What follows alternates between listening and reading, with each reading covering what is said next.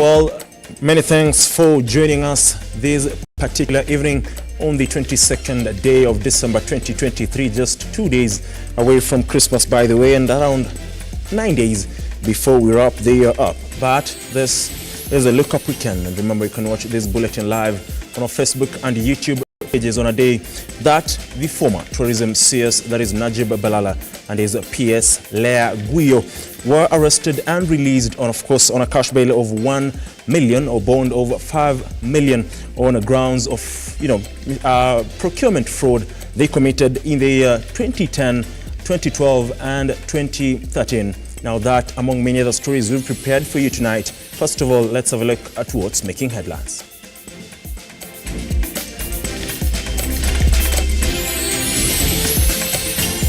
Tonight on Lookup Weekend, former tourism CS Najib Balala released on a 1 million cash bail after being arrested by ESCC officers in connection to the 8.5 billion Utali College fraud. President William RUTO has reiterated once again that the disputed universal healthcare bill recently signed into law is here to stay. And too broke to travel or bus fare too expensive? Kenyans hardly at bus stops as a festive season fare hikes, with most decrying the high cost of living.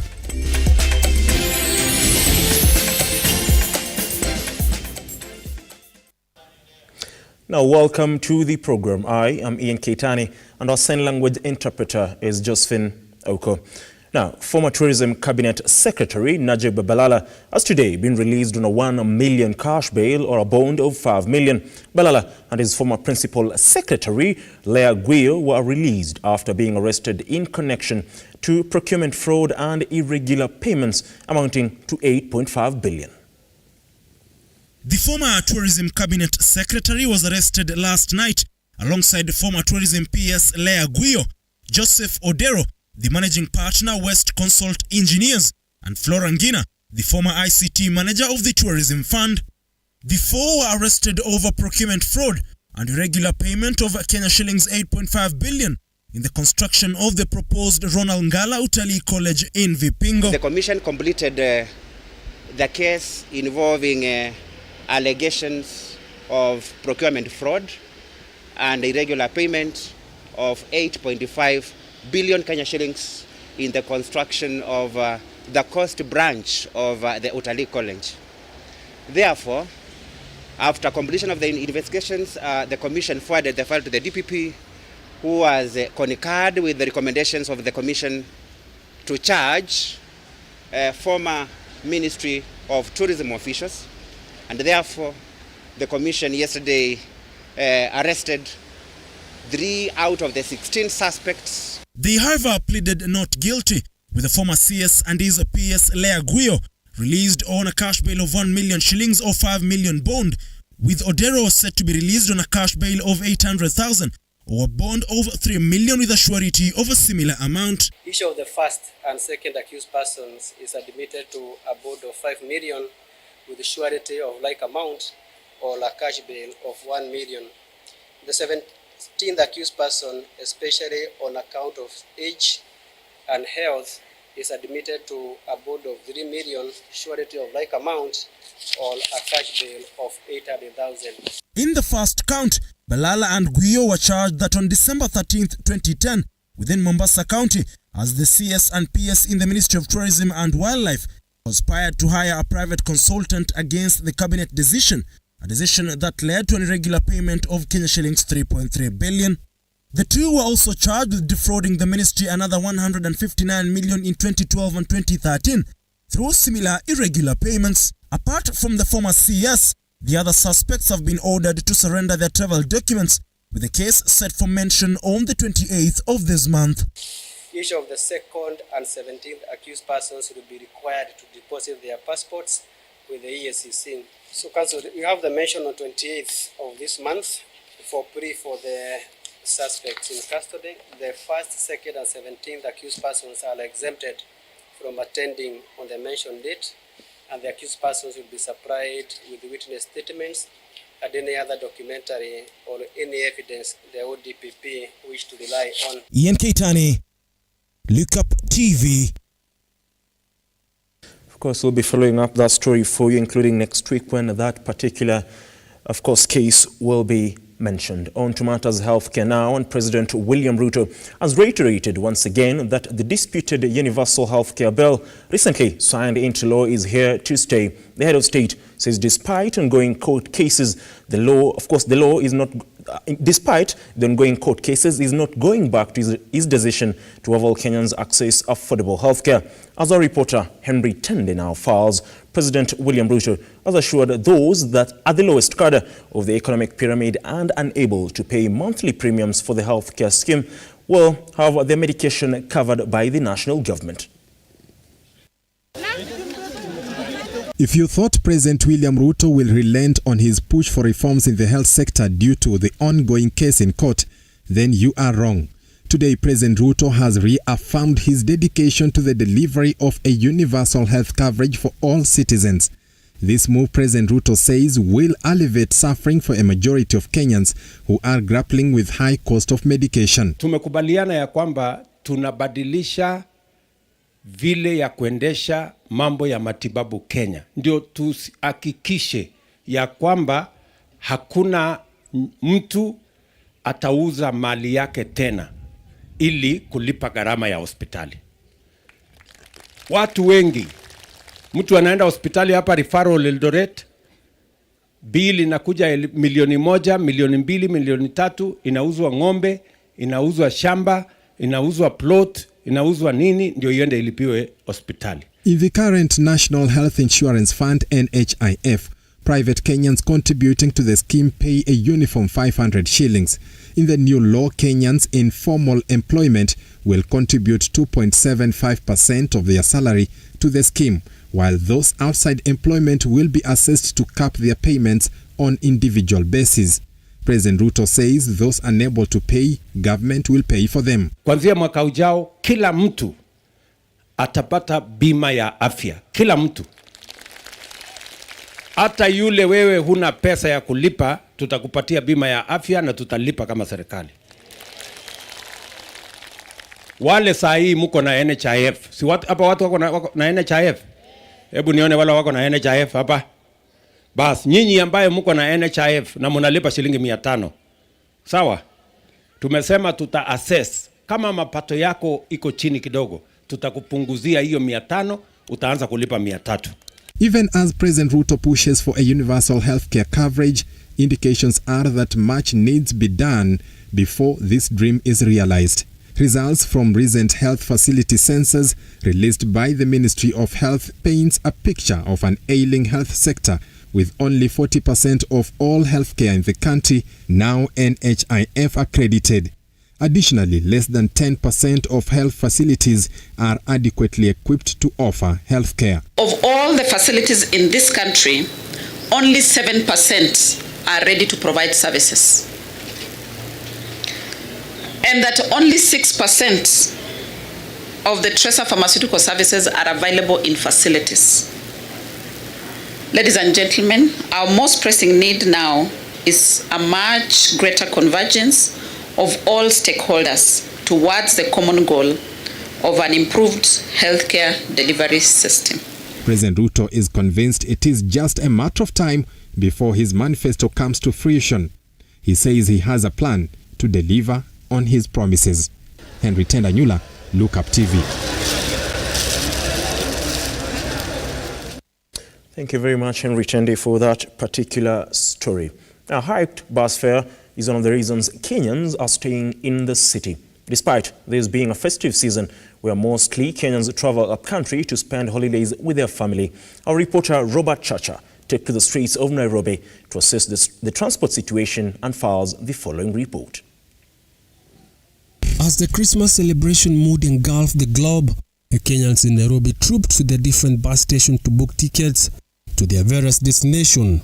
At the Machakos bus station, few passengers arrived at the station to board their matatus to their destination, indication that few Kenyans seem to be traveling up country, or this attributed the high cost of living. Kwa kawaida ile wakati kazi imerudi kawaida, saa hii nakuanga trip ya 4. Huwa narudia trip ya 5 by saa 11. Kwa hivyo mimi nimepoteza karibu trip 3. Kwa hivyo yule mtu anapoteza ni sisi. Na ile kitu tungeomba serikali irudishe subsidy ya mafuta kama previous administration. Ikipunguza, at least maisha inaweza shuka. Huyu mwananchi apate kitu kwa mfuko. Hata watu wengi wamekata shughuli. Hata ukiangalia hiyo gari kwa boat imejaa mizigo. Watu hawaendi, wanatumana mizigo.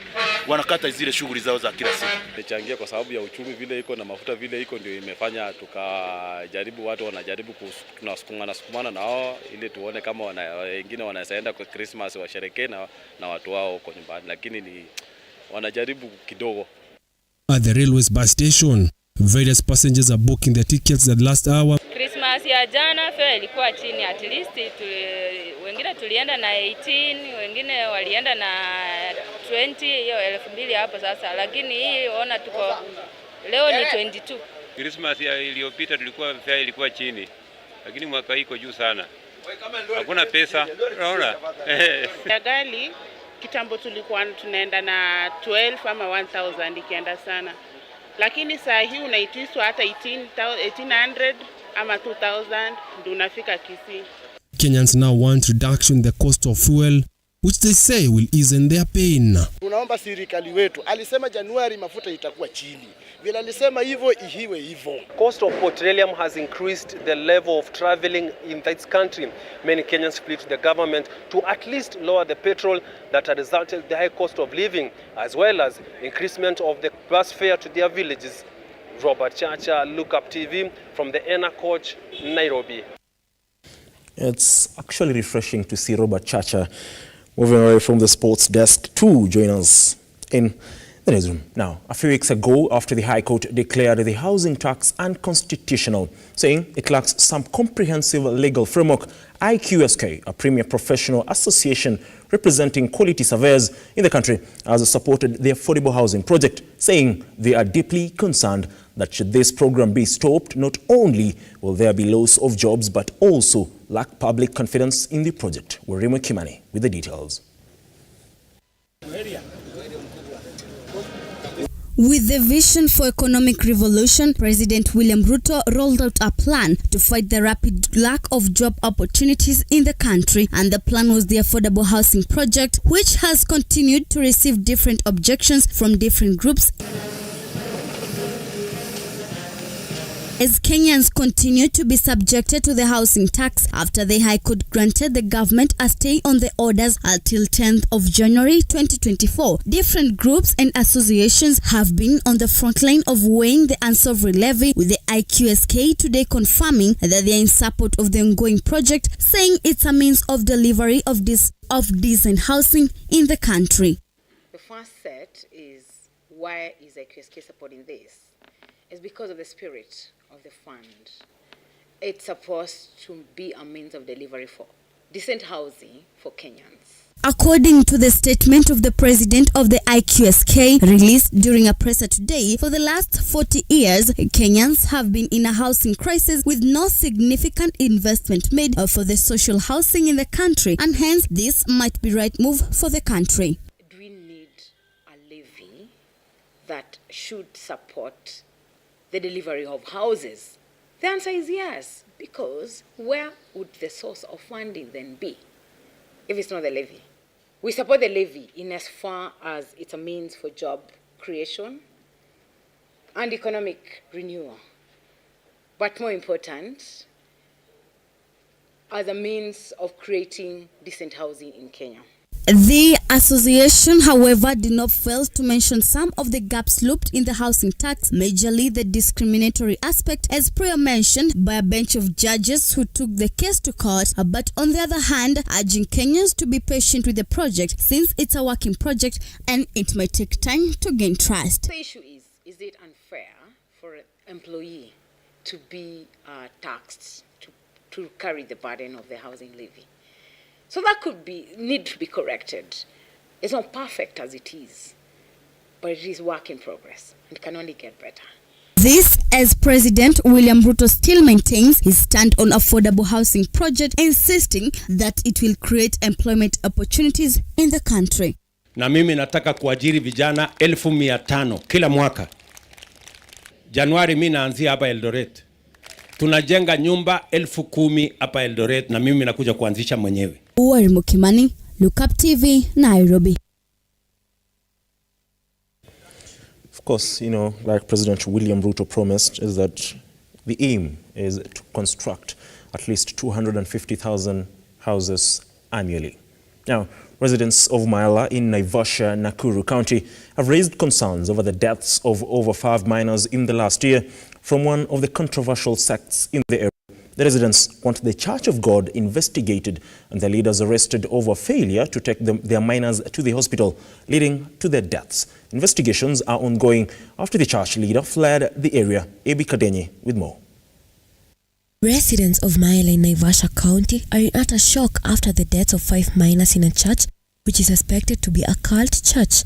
This came as police and members of the public rescued 4 ailing minors and arrested their parents for neglect. One of the elders, Gilbert Njuguna, whose wife has been converted into the church, told of his suffering after one of his children died and was buried within 1 day while he was away. Hapo jirani kuna mama kijana yake alitoroka. Msichana kijana yake akawa ametoroka kwa bwana. Sasa wakaachiwa mtoto mdogo. Huyo mtoto mdogo hawakuleta hapa clinic, mtoto akakufa, wakazika hapo kwa kanisa hapo nyuma ya kanisa. Haya, mwenye hiyo kanisa mtoto yake naye akaaga. Wakati tulisikia ameaga, mimi nilikuwa hapo, siku tulijua masaa ya jioni eti mtoto ameaga. Tayari wako kwa kanisa na wanasika mtu. Huyo mtoto akazikwa namna hiyo. A member of the sect Anjiri vowed that they will not abandon their beliefs, noting that their treatment and medication lay in heaven and not on earth. An emotional Njeri confirmed the death of one of her children who was buried in the church compound, terming this as normal in their day-to-day life. Mimi nikasema kwangu hakuna shida kuambia kanisa ni ya Shetani na nitakuja hapa ili nitii serikali.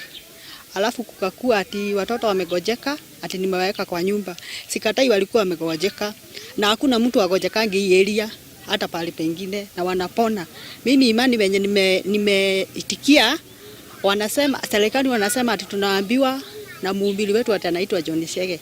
Na hakuna kitu kama hiyo. Mimi hata nikiimani nikienda hii kanisa siku hapa nilikuwa Nyahururu. Sasa hiyo ni kuwekelewa. Mimi nafuata maandiko. Maandiko inaniambia ati mimi nisiende hospitali. Mungu aliniambia mashida yangu yote nimpelekee. Na ndivyo huwa nafanya. The area assistant chief Mary Njeri confirmed the arrest of 2 parents and the existence of the church, adding that her seniors had been informed over the same. I'm aware of what is happening and niko na information ya kenye kinaendelea kuhusu hao washirika ambao wameongea mbele yangu, but nishaambia wakubwa wangu. Abi Kadenyi, Lookuptv. Of course, it's not been long since the conversation surrounding regulation of churches was ongoing in the country, but whatever is happening, including in Mayala, in Naivasha, Nakuru County, there's a lot to be desired. And of course, a lot needs to be done to ensure that such sects are not allowed. Now, on that particular note, we take a short breather. We'll be back in a moment. Don't go away.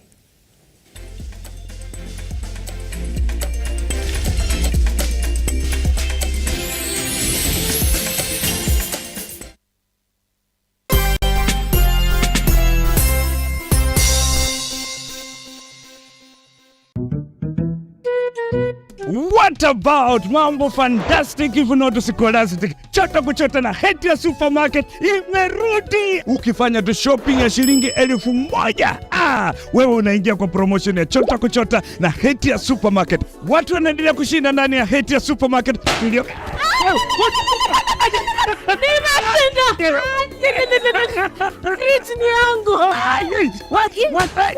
Mwana tata, kitoko.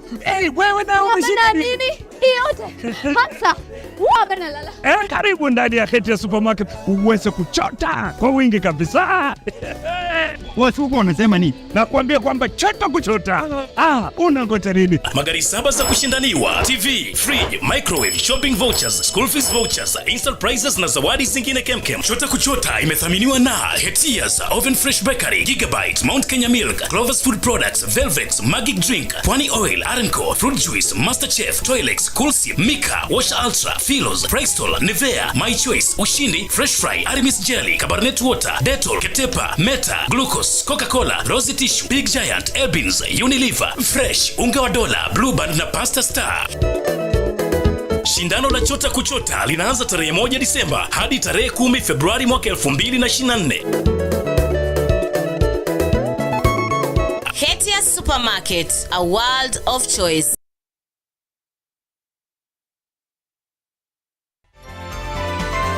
Infinity Industrial Park is one of the largest private industrial parks located along Eastern Bypass, Nairobi, which provides modern infrastructure for smooth operations for industries and business enterprises. Infinity Industrial Park offers world-class amenities and facilities with wide roads, a police station, a power substation, fire station, public transport stage, hospital, and shopping mall. In addition, Infinity Industrial Park also offers CCTV cameras, 24-hour private armed security patrol, sewer, water, fiber optic cable, and 3-phase power connection, added to public utility, canteen, and dining areas. Sail on the golden opportunity to invest in Infinity Industrial Park, fully serviced warehouses at a special price of 3,569 Kenyan shillings per square foot. For more inquiries, visit our website infinityindustrialpark.com.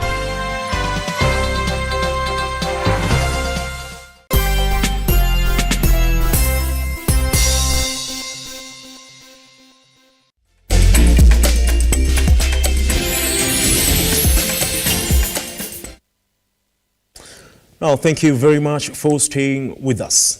Now, social media for young people is a platform to consume entertaining content and do social media challenges. However, 14-year-old Ethan Simi from Sikata Village, Kandei constituency in Bungoma County, maximizes the platform to research and learn. Simi, who just concluded his Kenya Certificate of Primary Education at Christ the King Primary School, bagged 410 marks and wishes to become a software engineer after completion of his secondary education. This particular story was produced by one Deshan Amanya and voiced by Catherine Swaila.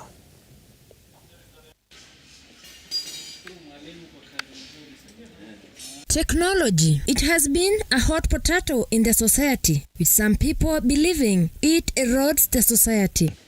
However, innovative minds are using it for the better, jumping on social media to learn skills that will help them make a difference in the society. Children taking it to become the future that they have always been promised. Recently, I visited the boy at home to look at what he was doing because I've been working too close to him. And what I found out was very interesting, that the machine he had developed was working, and he had used only the locally available material. It works like a bulldozer. Once I looked at it, I got attracted, and I had a conversation with the parents, and here comes what the boy has developed. Ethan from Bungoma County is an innovative mind. Having scored 410 marks in his KCPE, the young lad took to putting his brains to work and creating a crane machine, a testament he could be a future engineer. This is the machine. The machine itself is called hydraulic arm. And the boy explained to me how the machine works. Personally, I would not even understand, but he explained to me slowly by slowly, and I got attracted. Ethan credit his innovation to social media. Over the holiday, I made project called a hydraulic arm. I watched a video on the internet, so I decided to make my own. So the materials I used were plywood, screws, tubes and syringes to make it. His parents says that Ethan innovation started at the age of 6 by opening and properly screwing back a remote control. Sana akiwa mdogo alikuwa anafanya vitu na unashangaa na vitu electronics, angeweza unganisha mawaya na mamotors na anaunda vitu paka unashangaa.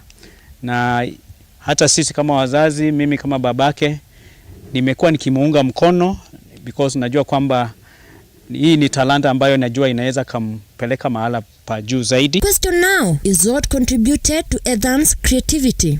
My inspiration came from watching people, engineers, especially on TV, on the internet. So they inspired me to be like them. Moreover, creativity and innovation should be highly encouraged and promoted in schools as CBC system takes over. Ijapokuwa hakupata CBC, lakini kulingana na mambo ambayo anafanya, hiyo inatupa tumaini. Ataweza kuwa innovator mzuri sana iwapo atasaidiwa. Okay, nahimiza serikali iweze kurejesha ule mpangilio wa kwanza wa kuleta teknolojia katika shule. Kuna vitu vingi kwenye mtandao ambavyo vinastahili kutumiwa na kuna vingine havistahili kutumiwa. Now, Ethan will get a chance to further his studies at Light Academy, with him having aspiration of being an engineer in future. The future engineer knows what he wants. Catherine Saina, Lookuptv, Nairobi. Quite a refreshing story. And of course, it goes a long way to show that there is power in social media, that is one. And again, if you end up supporting your kid or your child in whatever he wants to do in regards to his education, then we can produce, various professionals in different fields across the country because, like he said, he wants to be a software engineer. And of course, you can attest to that clearly he is on his way to becoming one. Now, moving forward, Vihiga County MCAs have come out to castigate ESCC for raiding their offices yesterday. The angry MCAs have denied allegations that the clerk and the officers from the county are involved in any corruption scandals. For the avoidance of doubt, none of our officers, including the clerk and the Director of Finance, whom you can see here with me, have been arrested. None so far is undergoing any criminal proceeding in regard to the alleged embezzlement. You don't require 100 policemen to come here. You are doing a search. You only need to come and walk into the office and identify yourself and our officers from ESCC, and you take the documents you want. After all, they have been getting these documents without any force. We have Office of the Control of Budget that monitors the implementation of the budget of the governments and the assemblies. We have the Office of the Auditor General that always audits books of accounts at the end of the financial year. These two independent offices have failed to identify this looting, but ESCC can identify the looting. We know officers who are behind this. Now we know those people who are telling us not to vote for Mlele, they are now fighting to bring this assembly down. And we will tell them in their face that you spare our assembly. Because this is a third assembly. Mlele has been here merely for 1 year. Now you publishing that there is massive looting, embezzlement, something that cannot be substantiated, is tarnishing the assembly name. Even they are roping in the governor. Maybe they don't want assembly to have a working relationship with the governor. At any given point, this assembly is open for investigation. Now, transnational organized crimes unit officers and a multi-agency team arrested 2 suspected drug traffickers, among them a sitting MCA for Shariwad in Isiolo County. The detectives recovered 57 stones of bang stashed in a house. The 2 were caught in Isiolo town while driving a motor vehicle MEC Toyota Land Cruiser registration number KDG 034J before the team proceeded to the house of Nura Abdi Deba at Kambigaba Estate on the outskirts of Isiolo town, where 6 gunny bags containing the 57 tons of bang were recovered. The exhibits have since been escorted to the DCI headquarters for further processing as the suspects undergo investigative interviewing.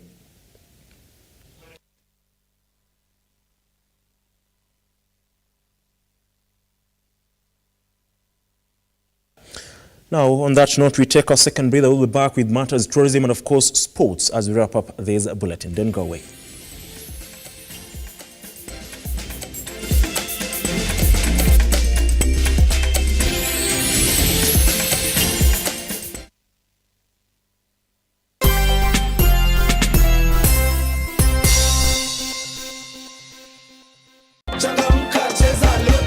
It's easier, it's bigger, it's better. It's Grand Mega Draw. Cheza na shilingi 50 hadi shilingi 2,000 na ushinde mega cash ya 200 million. Isitoshe, kuna mega bonus ya up to 20 million shillings kila Jumatano na Jumamosi. Sio ndoto, unangoja nini? Cheza Lotto, it could be you. Nenda kwa M-Pesa paybill number 777-000. Andika neno Look kama account number. Cheza na kati ya shilingi 50 hadi shilingi 2,000 na ushinde sasa. Round hii ni more draws, more cash and big wins na Lotto.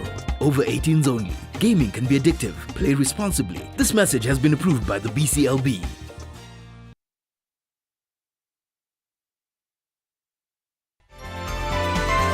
Infinity Industrial Park is one of the largest private industrial parks located along Eastern Bypass, Nairobi, which provides modern infrastructure for smooth operations for industries and business enterprises. Infinity Industrial Park offers world-class amenities and facilities with wide roads, a police station, a power substation, fire station, public transport stage, hospital, and shopping mall. In addition, Infinity Industrial Park also offers CCTV cameras, 24-hour private armed security patrol, sewer, water, fiber optic cable, and 3-phase power connection, added to public utility, canteen, and dining areas. Sail on the golden opportunity to invest in Infinity Industrial Park fully serviced warehouses at a special price of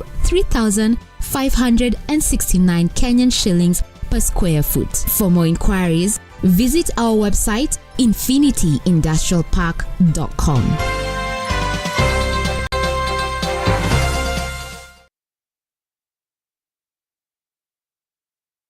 Are you an SME looking for a media partner?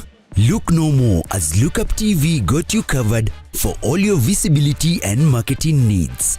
We at Lookuptv understand your business needs and want to work with you on your marketing journey, giving you solutions that will take you to the next level. Call us today on 0707 572 358 or send an email to sales@lookuptv.co.ke and kickstart this amazing journey. Welcome to Lookuptv, your official SME media partner.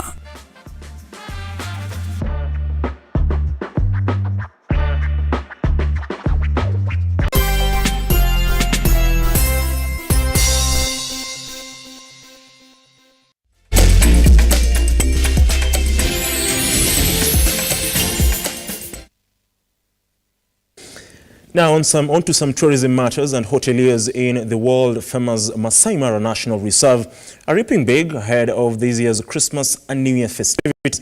At most hotels and lodges are reporting full bookings, signaling booming businesses. Nicholas Minor, lodge manager of Sarova Mara Cave Camp, said they have been experiencing high season since July, when the wild-beast migration season started, which, by the way, never dropped.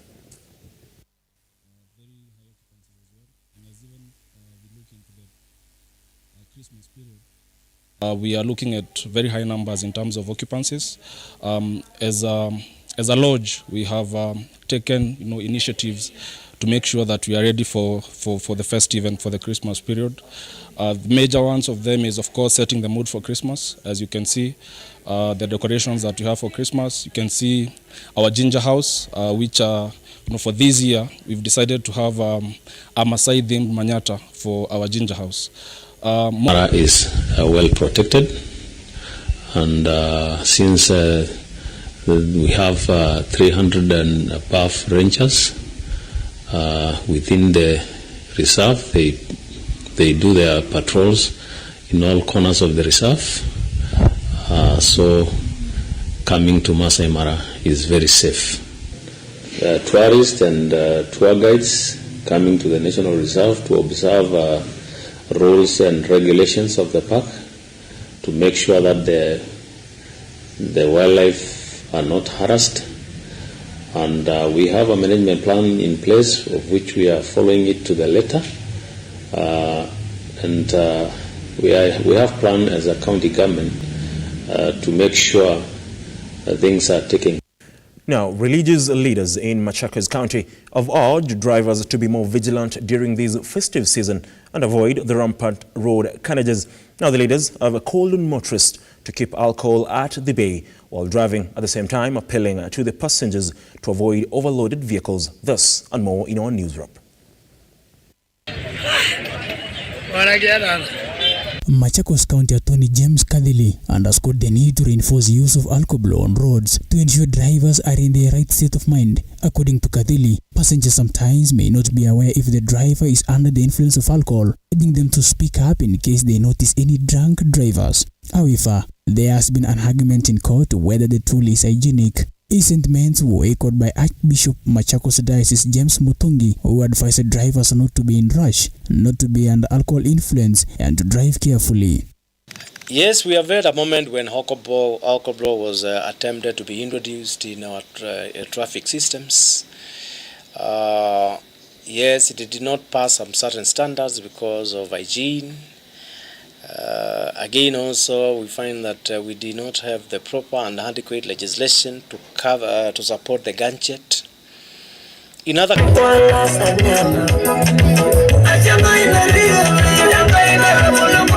The effects of climate change eating Kajiado pastoral herd. Women in the region have now embraced crop farming, while men opted out the new practice instead, citing lack of water as the major challenge. Despite the challenge, the women working in groups are putting efforts to cultivate land and plant a variety of crops, which mainly consist of vegetables, maize and beans, aided closely by chamas and various non-state actors, training to understand the best farming practices. Arid Land Information Network is among the NGOs closely working with willing farmers to bridge the knowledge gap through trainings, startup farm inputs and water piping. Smart. So lakini in future pia tunataka tuenze kutembea na vikundi vya wanaume, ndo pia tuwaite wote pamoja, kwa sababu hao ndo wako sana kwa ng'ombe, au ukiwaeleza mambo ya kilimo ya mimea hawasikii, lakini wale ambao tumekuwa tukiinvite shambani wamekubali na wana spread hiyo message kwa wenzao. Patients across Mount Kenya region are said to benefit with new surgery technology known as minimally invasive surgery, which is said to bring world-class healthcare closer to the people. The minimal invasive surgery (MIS) technology is one of its kind in the region, as a range of advantages to the patients undergoing surgeries, as it is less painful, less tissue damage, less blood spilled, and short recovery period. In terms of advanced surgery, complicated surgeries, they have become much easier. There is also an advantage whereby the fact that you're not making large incisions and going through damaging many structures, and the healing is better. As a way of combating intercommunal feuds, the Free Pentecostal Fellowship Church in Kenya has moved in an initiative to raise 20 million to sponsor mitigation strategies to enhance peaceful coexistence among warring communities in the borders in Kisii, Migori and Narok, to foresee the communities of Masai, Kuria, Kisii, Luo, among others, living harmoniously.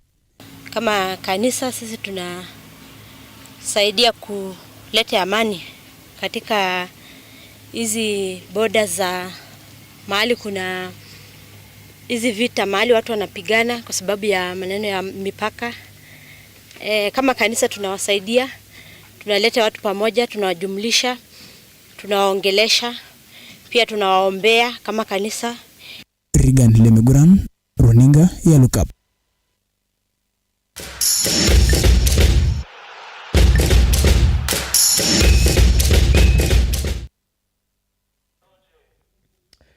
A very good evening this Friday. It's a good day for sports. Let's get sporty. And now to start us off, following the numerous cases brought about by mental health issues among sports persons, a former AFC Leopards defender who currently plays for Swedish side RUTO and has had 5 appearances for the national football team, Harambee Stars, has commented about the elephant in the room, stating that footballers and athletes in general should focus purely on working hard as an asset to overcome mental health issues.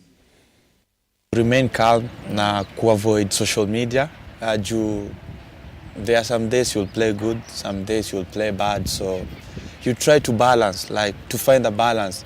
Like where the best thing you can do is just to try to work hard every day. Like unajaribu improve each and every day. Like ukue better than ulikuwa before. So demands ziko high, lazima perform kila game high. So mfano nasema kuna wenye wataongea positive, kuna wenye wataongea negative. So the best thing when you keep your head down, usikize kitu makocha wanasema. Of course mfano na demand uperform, hiyo ni right yao, but the best thing ndio avoid mentally, like kwa unasumbuliwa juu unaweza patana na comment ya mtu maybe amesema kitu moja mbaya kuharibia siku. So best thing ni kusikiza kitu makocha wanasema, technical bench, then everything will go your way. And now done with some matters from Sweden, but of course in Kenya, that is Colin Sichenje, who actually plays his football for RUTO club that is in Sweden, together in the same team with Eric Marcelo and also Major. We now head here in Kenya, where Faith Kipyegon, just some few days after being announced as the female athlete of the year, Faith Kipyegon was welcomed in Nakuru County with Governor Susan Kihika being on the limelight, of course, making Keringet Stadium, which of course is a good stadium, which is used by most athletes, upcoming athletes, I beg your pardon, in that specific county. Faith Kipyegon was, however, named after that specific stadium. Let's get to listen in on what Faith Kipyegon had to say, and also Nakuru Governor Susan Kihika. My commitment and dedication to growing and nurturing sports talent in Nakuru County. I'm today honoring Madam Faith Kipyegon with a token of 500,000 shillings. Say thank you for the warm welcome. I was not expecting this, but I'm so grateful. I was like, oh, I'm going to meet only the governor, but not many people of Nakuru County. I'm so grateful. Now, 20-time FKF Premier League title holders Gor Mahia were up on task today, finishing up strong with 34 points on the log after heading in strong against the Coastal Boys, that is Bandari, in an encounter that went down at the Kenyatta Stadium in Machakos County.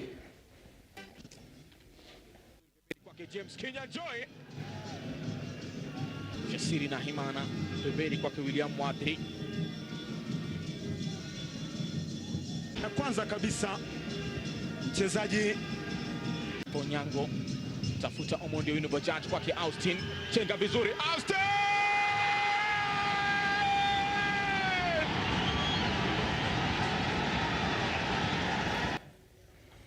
And in another enthralling encounter of the FKF Premier League that saw City Stars go in Kakamega and come out clean with some 3 points clear of Kakamega Homeboys, dropping off from the leg because Kakamega Homeboys in their last encounter against the FC Leopard in a dubbed Ingo Derby, Kakamega Homeboys lost some points. But of course, on to City Stars. City Stars backed in that specific match with a 1-0 win against Kakamega the homeboys. The win means that City Stars now moving at 5th position in the log with 27 points, just slightly above, slightly below, that is Bandari in that specific log.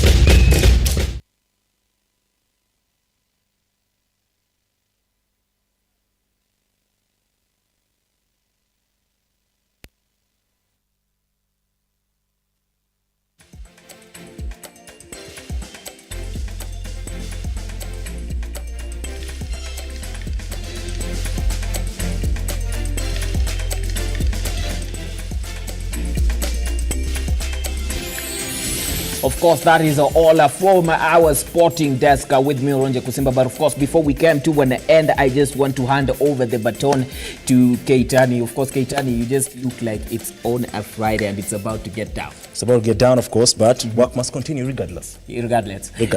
And just to state that Arsenal is going nowhere in the Champions League, because I'm pretty much sure director is an Arsenal fan. I mean, let's call it a spade. Let's just call a spade a spade. Arsenal have no pedigree, no experience in matters of European football. So, I mean, that statement is safe to say it's just the correct statement to make. So they should just take in their Christmas, knowing that it's going to be a tough 2024 for Arsenal. Of course, we do wish them the best, but a fact is a fact. And of course, just before we get to the, next year, by the way, which will see the Champions League resume, Arsenal will be playing against Liverpool tomorrow, 8:30. What do you think of that particular game? Arsenal versus Liverpool is actually a tough encounter, and I'd be safe to say that I'm a friend of Liverpool since 1861. I'm truly going in guns blazing and a flare against Arsenal because, Liverpool, we actually dismantled them. They said, Manchester United is going to lose. But of course, we are now with Liverpool against Arsenal. Well, safe to say, I just want that game to end in a draw so that Aston Villa, if they win today, yes, can celebrate Christmas on top of the Premier League table. Aston Villa? Yes. If they win today against Sheffield United, that is. I reserve my comments. Well, that is all that we had for you this particular evening. This has been a Look Up Weekend. Many thanks for joining us tonight to the team behind the scenes. Many thanks for making this happen. By the way, Jeremy, don't lose hope. At the end of the day, you are used to being participants in these big competitions. Until tomorrow, I am Ian Keitane. I'm Ronje Kusimba.